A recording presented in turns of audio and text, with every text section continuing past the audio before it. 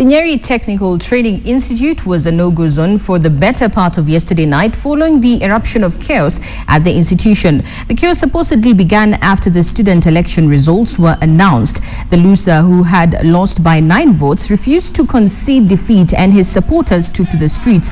The vehicles that piled the Nyeri Technical route at night were pelted with stones, forcing other motorists to keep off the area. An ambulance that had gone to pick a patient in the neighborhood had its windscreen smashed and its driver forced to take a detour. The principal of the institute, Francis Mbogo, was allegedly locked in by the striking students who felt that he was also biased in favor of the newly elected student council chairman. The chaos is still ongoing and many motorists are currently keeping off the area.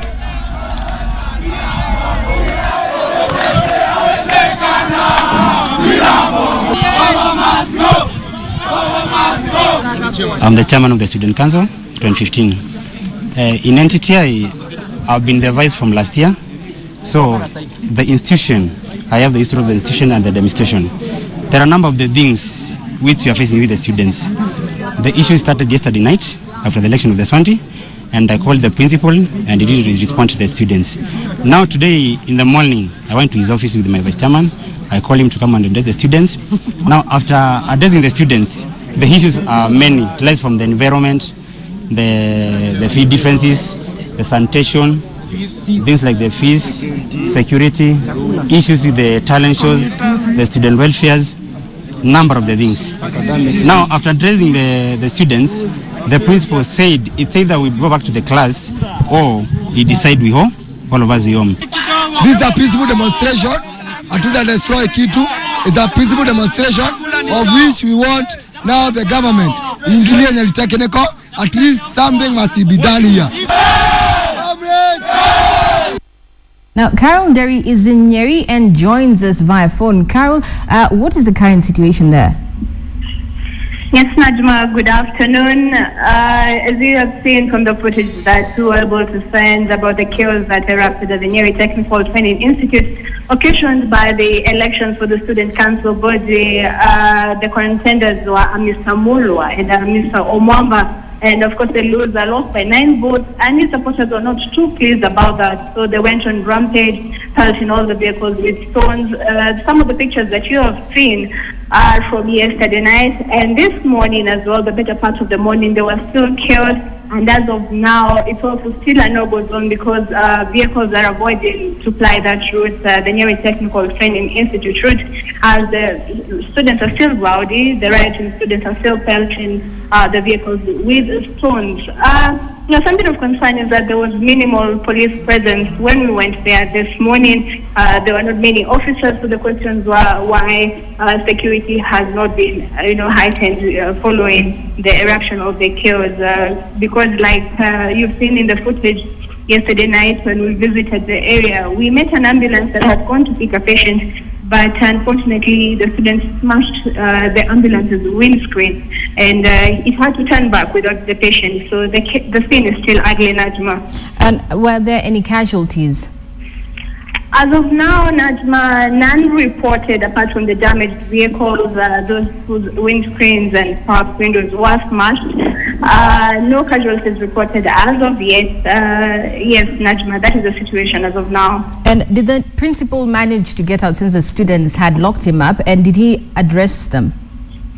Now, Najma, we were able to get hold of the principal, that is Mr. Francis Mbogo, by phone, and because we had spoken to the students earlier today who raised other grievances besides the mad elections, or as they say, doctored elections, alleged doctored elections. The students raised other issues such as, quantity of food and the quality of food. They also said that they were unhappy about the dormitories, that dogs should not be used in dormitories in the first place. It's typical issues to do with the security situation at the school, saying they've been losing laptops and phones, and that the Board of Governors has been awarding tenders to themselves and those known to them, and that there are claims of nepotism, that the lecturers were employing their children, others their wives. So all these claims that we were able to run by Mr. Mbogo, who is the principal, and he denied, but he says that they're in a closed doors crisis meeting as of now, and he'll be able to address all these concerns later. Najma. Thank you very much. Carol Derry will be keeping us up to speed with the happenings in Nyeri now. Moving on to Homa Bay, the Independent Electoral and Boundaries Commission officials had a rough time in the area when the aspirants started pointing fingers at each other in a meeting that the IEBC had convened. All the 8 Homa Bay senatorial seat candidates began an hour late and one by one began streaming into the IEBC offices where IEBC officials chaired the meeting led by County Returning Officer Maurice Riara. Professor Innocent Masara questioned why ODM's Moses Kajwang did not show up for the meeting. Candidates Hilary Alila and Edwin Matete also asked IEBC to intervene and investigate the acts of violence that have been reported during the campaign period.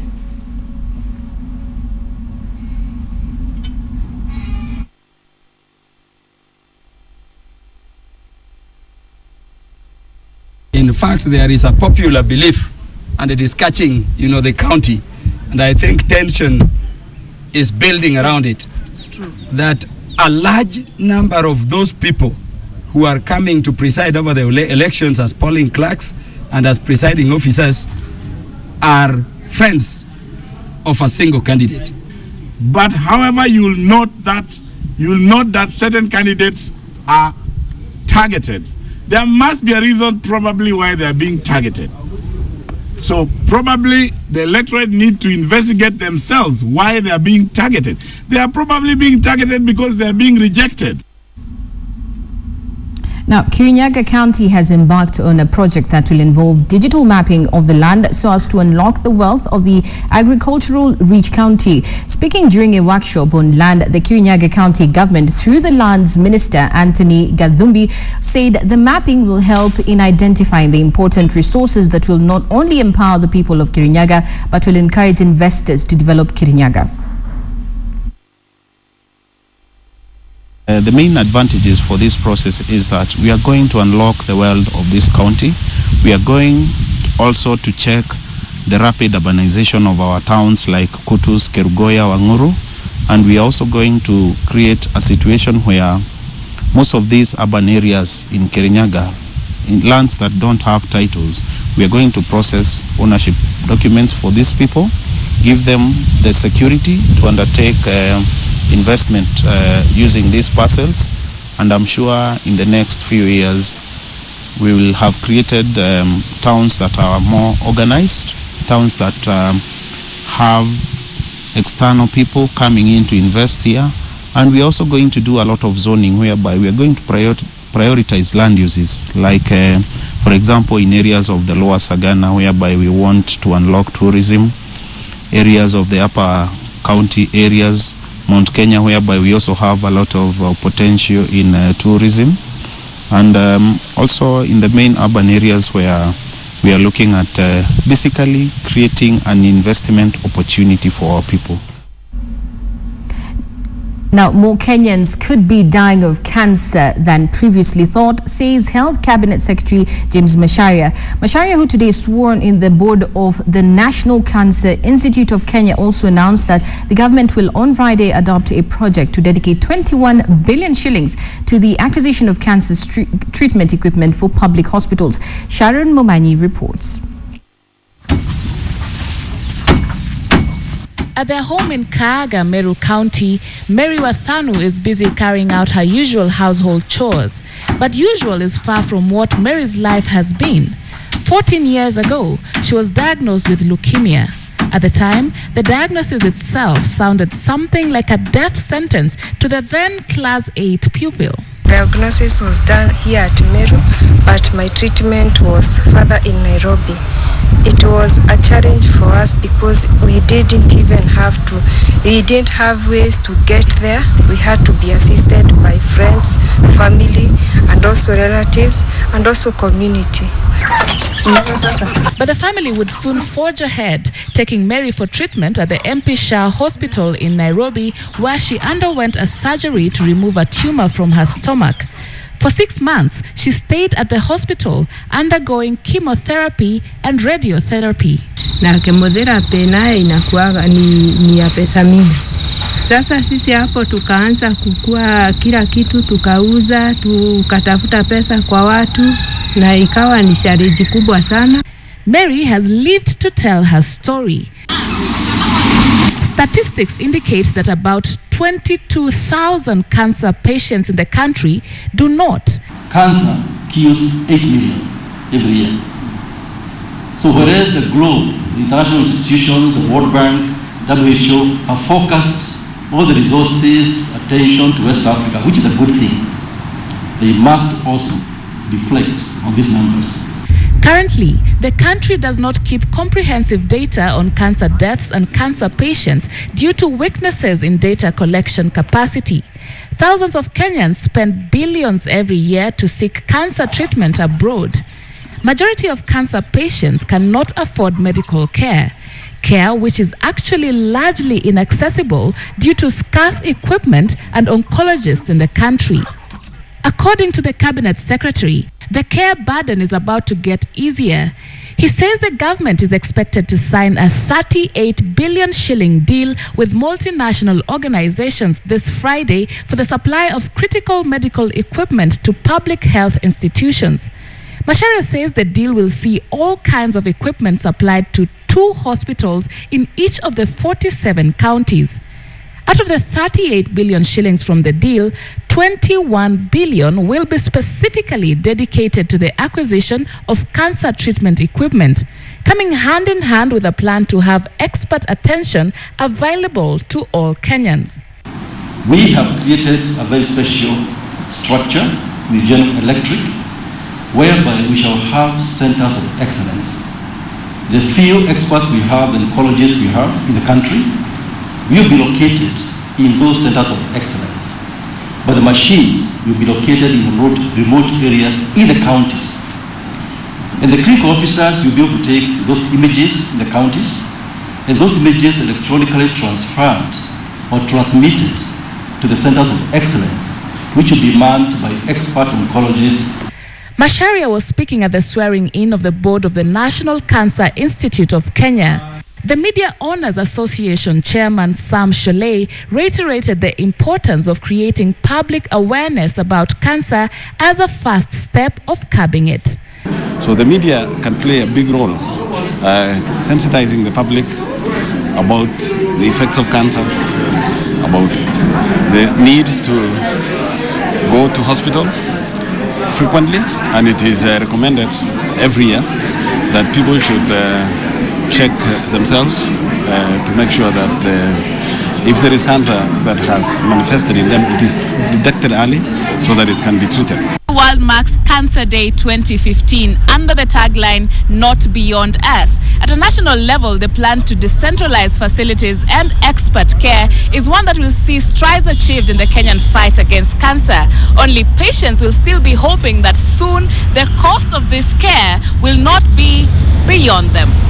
Sharon Momanyi, KTN, Nairobi. Back home, President Uhuru Kenyatta says that the government is looking to increase teachers' salaries. However, he has asked the teachers' unions to give the government more time, possibly until the next financial year. Kenyatta was speaking during the 8th Annual Education International Africa Regional Conference. We are now joined by Timothy Otieno. Timothy Otieno, can you hear me? Yes, Nazima, I can hear you. Kindly just tell us some of the things that were discussed today. Yes, it's true. The president was officially opening the 8th Education International Africa Regional Conference at the KICC this morning. A lot of things were discussed. Among them was matters on education, and the president was focusing on not just education, but quality education. He reassured the delegates that his government is committed to the training of teachers so that not only do the children get into class, but whatever they study and whatever they gain within the classroom walls is something meaningful that will help develop the country and the continent at large. Remember, Najma, this is a delegation that has about 500 stakeholders from the education sector from countries across Africa. Another issue that was discussed by the Cabinet Secretary for Education, Honorable Zaipub Kaimeni, who was there, is that he highlighted that they had indeed improved on teachers' pay, but says that much more still needs to be done. The president spoke on that as well. He said his government is committed to ensure that the pledges made to teachers in terms of their remuneration and salaries is fulfilled. fulfilled. Another issue that they talked about is the commitment on girl child education. Remember, Najma, this is 2015, the set deadline for the Millennium Development Goals on attainment of universal free primary education. So they pointed that out during the conference that will go all the way up to Friday, Najma. Did the president touch on anything about the Northeastern teaching crisis, where some of the teachers have refused to go back? No, the president did not speak on that issue concerning the teachers who have not yet reported back to work in Northeastern. He decided to stick to the agenda of the conference, and that was discussion on education. He avoided that matter completely, only that he mentioned matters on improved teachers' pay. Remember, the teachers had earlier this year gone on strike over unfulfilled pledges on the same. So Thank you.